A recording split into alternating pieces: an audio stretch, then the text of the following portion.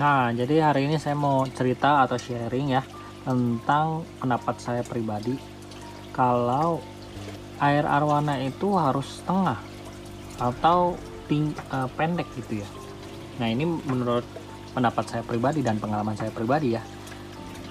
Kan pasti kalian suka lihat tuh seller-seller atau pemain lama atau hobis lain ya. Itu pelihara arwananya dia itu airnya pasti nggak pernah full sama akuariumnya ya. Jadi biasa cuma 30 cm atau 25 cm gitu, setengahnya lah biasanya gitu. Nah, saya itu paling anti itu pelihara ikan. Ini bukan cuma arwana ya, tapi semua jenis ikan airnya nggak full. Kenapa teman-teman? Pertama, nilai estetikanya itu nggak ada, kayak kurang gitu, kurang maksimal. Saya beli akuarium misalkan tinggi 50 cm, cuman saya cuma bisa isi airnya 25 cm gitu, jadi kurang maksimal dan kelihatannya juga nggak bagus ya, setengah doang gitu. Ditambah kan ini pakai top filter ya. Dulu pas saya awal-awal pelihara ikan awan, saya juga ikutin orang-orang gitu.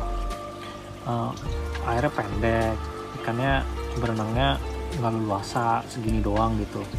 Dan lebih parah lagi karena ini top filter, jadi airnya itu, air kucuran dari ini turun itu kan makin kenceng ya, jadi ada jaraknya, ada space nya gitu, makin kenceng, jadi cipratan airnya itu kena ini kaca view-nya. Yang main ikan pasti tahu deh gimana rasanya. Jadi jamur semua, jadi kayak nggak jelas, kayak ada kabut-kabut gitu di atasnya gitu. Kalau wah, itu udah ribet banget deh, jadi harus digosok, malah susah lagi copotnya. Digosok, harus dibersihin, dan isi airnya begitu lagi, dan nanti berapa bulan lagi nanti dia bakal begitu lagi. Wah, jadi bener-bener anti banget deh, saya ogah banget. Saya mau ngebahas sih tentang yang dipercaya orang ya, ini sih pemikiran saya ya, saya nggak bilang benar atau salah, cuman ini pemikiran saya dan saya sharing aja. Siapa tahu ada yang cocok ya boleh pakai, kalau nggak cocok ya nggak apa-apa juga. Bahwa kalau arwana itu sebenarnya nggak apa-apa diisi air sedalam apapun gitu, mau 50 cm, 1 meter. Ini termasuk dari arwana kecil sampai besar ya, dari ukuran 10 cm.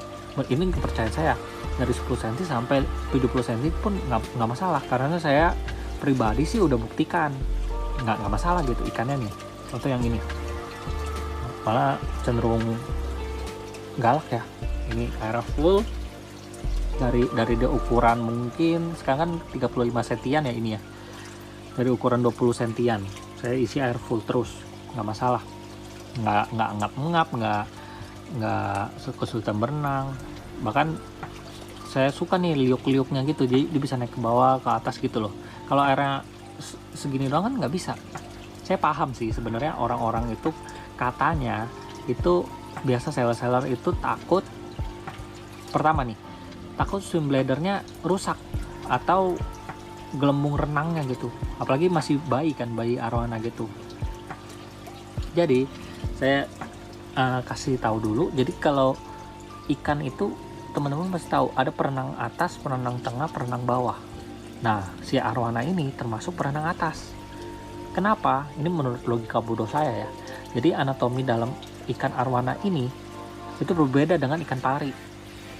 Jadi si gelembung renang si arwana ini itu nggak bisa menahan pressure sebagus dan sebaik ikan pari ini. Mungkin ya, si ikan pari ini mungkin dari jam 12 pagi sampai jam 12 malam, bahkan seumur hidupnya dia di bawah santai-santai aja, kayak dia ada apa ya, ya udah kayak hidup biasa gitu. Pada umumnya ikan pari kayak gimana ya, kayak begini kan, santai. Tapi kalau arwana kalau kayak begini itu udah nggak normal, udah pasti wah ada yang masalah tuh, entah dia stres atau sakit gitu. Kalau udah dibawa terus kayak gini nih, itu pasti udah ada yang nggak beres, terlepas dari ukuran kecil atau ukuran besar ya. Nah, itu bedanya gitu. Setiap ikan itu punya daya tahan tekanan itu berbeda-beda.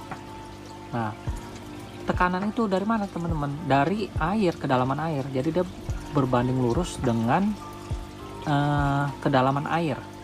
Jadi semakin dalam air akuarium atau kolam renang yang kita masukin, itu akan semakin besar tekanannya. Contohnya di dunia nyata ya, kalau untuk manusia mungkin kita berenang menyelam di kolam renang misalkan. Kita berenang di atas, di tengah, dan di bawah itu beda. Cobain aja, kita tahan napas di tengah sama di dalam, pasti beda. Jadi kayak ada rasa gimana ya, kayak paru-paru kita agak sesek gitu loh, kayak udara yang di dalam paru-paru kita dan terperangkap di tubuh kita itu memaksa untuk kayak keluar. Itu namanya tekanan air. Sama juga terjadi pada ikan, ya, ikan arowana, semua ikan semua kena. Bedanya adalah ya daya tahan itu tadi, kayak si ikan pari dia bisa tahan dan santai aja gitu di bawah, dan arowana nggak bisa. Nah, tapi kita harus ingat, mereka ini makhluk hidup, dan ikan arowana ini punya kendali penuh atas tubuh dia sendiri gitu. Jadi misalkan kalau dia lagi santai mungkin ya di atas, ya udah berenang biasa nih kayak gini. Kalau dia lagi bosan, mungkin kan bosan kali ya temen ya, berenangnya di sini terus, mungkin ya udah ke bawah main gitu. Nah, dia lagi mau ambil makanan, mungkin ada yang tenggelam, ya udah ambil aja gitu. Kalau dia merasa nggak nyaman ya tinggal naik gitu, ya suka-suka dia gitu. Bukannya dia kan bukan kayak robot ya, dimasukin ke air diam aja gitu sampai tenggelam gitu, nggak bisa melawan. Enggak, dia merasa oh nggak kuat nih, oh nggak nyaman nih, nah saya naik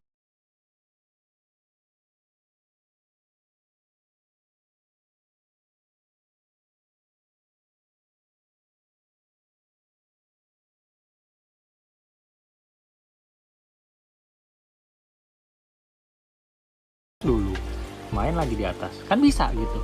Jadi menurut saya pribadi, untuk memelihara arowana dan airnya diturunin itu kurang tepat ya menurut saya.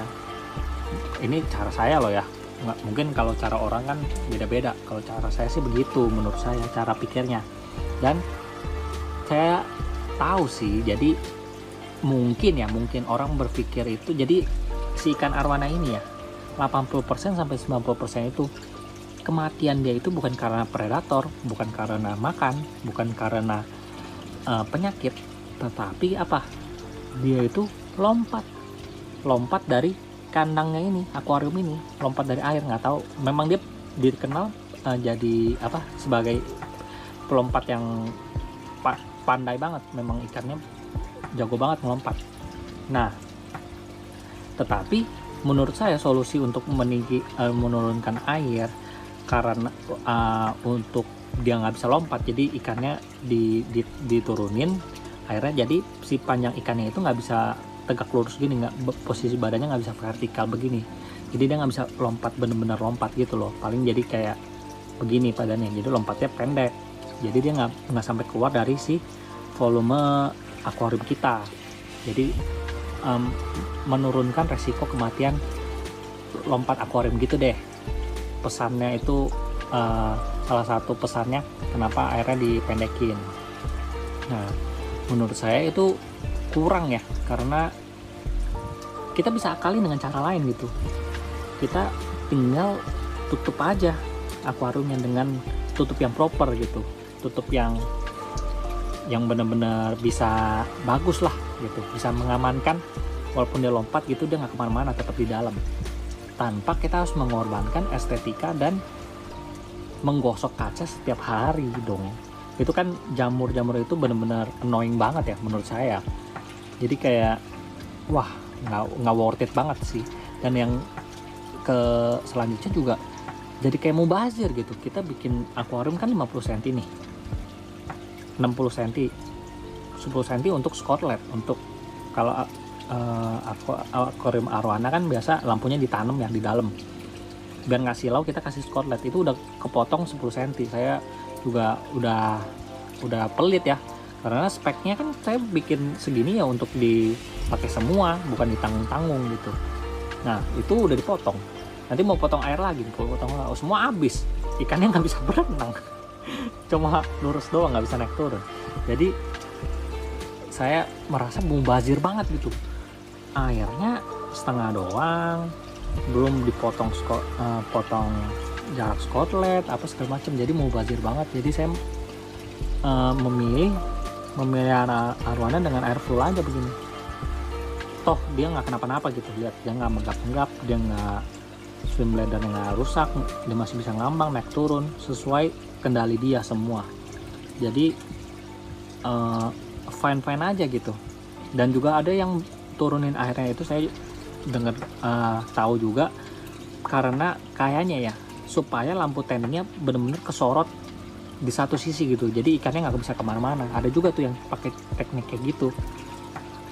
Nah, menurut saya sih nggak perlu sampai segitunya ya, karena nggak bisa dinikmati gitu.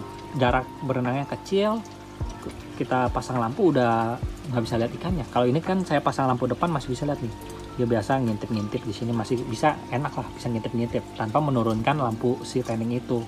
Nah, kayak gini tanningnya juga efisien menurut saya, juga naik warna. Lihat ikannya, ini ikannya baru di tanning 1 bulan lebih ya, satu bulan, 1 minggu lah, 2 minggu lah, belum nyampe 2 bulan, warnanya udah lumayan naik.